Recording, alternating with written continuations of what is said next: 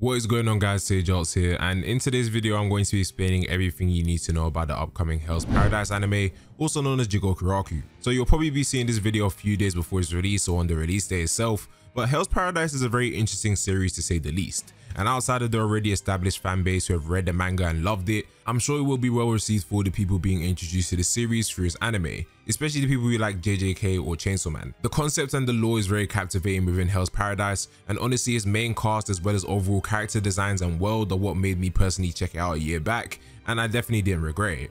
Oh yeah, and we definitely can't forget about the obvious contradiction in the titling of the series being Hell's Paradise, which would definitely spark some interest in itself. However, in today's video I'm going to be giving a brief introduction to Hell's Paradise for those who are wondering if they should give this series a chance, and keep in mind there will be light spoilers as I'll be going over content spanning from the first 2 chapters. Hell's Paradise follows the story of our main character Gabimaru, also known as Gabimaru the Hollow. And you're probably wondering why he's called Gabimaru the Hollow. Well, he's an infamous ninja hailing from the Irogakure village, and killing is a common practice for them.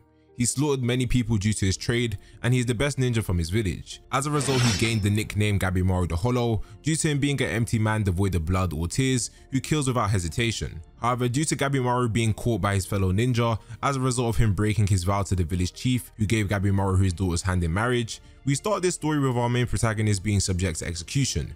However, there's just one problem. No matter what means they attempt to try and kill him, Gabimaru won't die. And honestly, for a man called Gabimaru the Hollow who claims he doesn't have any attachment to life, this is bothering him just as much as the executioners. They try to decapitate him, burning him at the stake, having his body being pulled apart by oxens, boiling him alive, but all these methods result in failure. But the main issue at hand is that Gabimaru can't die, or more accurately, he won't die, which stirs his mind as to why he, a ninja who's killed many and walks alongside death every day knowing his time could come at any moment, would have any lingering regrets. Why would he unconsciously cling on to life?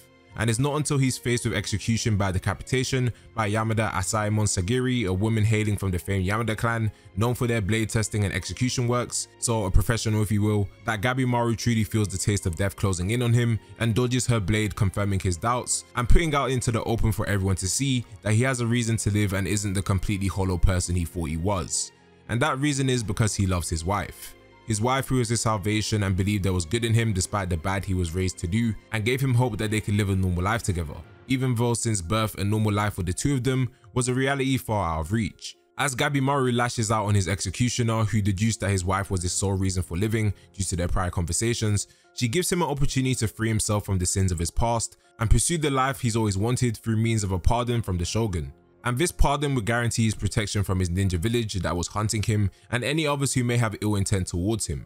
However, this comes at a cost. He has to travel to a land described somewhat as heaven on earth through fairy tales that was recently discovered in pursuit of the elixir of life, which grants the user immortality. As described through fairy tales, this land was somewhat of a paradise, but with its existence being confirmed by the shogun sending troops to explore the land and find the elixir of life, it seems that this land may not just be a paradise like the fairy tales depict, since a member of the shogun's army returned and most of his body was transformed into flowers, which was definitely a gruesome sight to say the least. As a result, the shogun plans to deploy a squad of convicts marked for death alongside Asaemon executioners to retrieve the elixir of life, and whoever is successful will receive the pardon, which gives Gabimaru more than enough motivation to stand up to this task and return to his wife that he loves.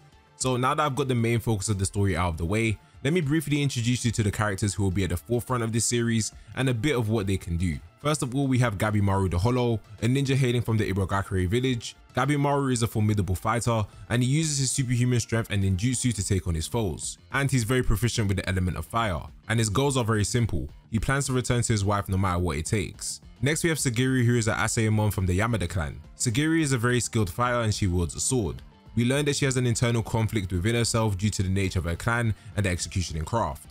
With the Asaemon saying that the blade reflects the truth in all things, Sagiri aims to find a life she can end without doubt like her fellow clansmen, due to her being told by her father that there's fear in her technique which holds her back. She also faces prejudice due to her being a woman taking up the art of execution, mainly because Yamada clan members are usually meant to be at home giving birth, which definitely means that she has a lot to prove. She's part of the group of Asaemon executioners that will accompany the criminals to the island, and she's the one who saved Gabimaru. Alongside Gabimaru, the other criminals we have present for the mission are the Bandit King Azachobe, the Blade Dragon Tamiya Gantetsusai, the Hunter of the 100 Warped Keiyun, Nurugai of the Sanka, Killing Buddhist Prayer Horubo, Cannibal Courtesan Akaginu, Kunoichi Yuzuriha of the Seishu, Moromakia the Apostate, and the giant Abaizen Rokurota. And for each of these criminals, they have one decapitated Asaemon from the Yamada clan who will partner up with them and keep them in check. So should they step out of line, they will be executed. So these 20 individuals are about to explore this island in pursuit of the elixir of life, but what will end up transpiring? Will it truly be hell or paradise? I guess you have to find out and see. And with that being said, we come to the end of the video. This is just a brief introduction to Hell's Paradise, and I hope you enjoyed the video. There's much more depth to this series, powers and all sorts, but I hope this video will get a few of you to check it out, as personally I think it's very good and definitely worth your time. Normally at this point I would say expect more Hell's Paradise videos, but honestly I am so pressed for time currently, and by the time this comes out my house should be under construction, so who knows, I guess you just go away and see. But definitely be sure to leave a like and subscribe to the channel, and check out some other anime introduction videos I have on the channel. And if you end up checking out Hell's Paradise, be sure to let me know your honest opinions and whether you liked it or not. But I'll see you guys in the next one. Peace.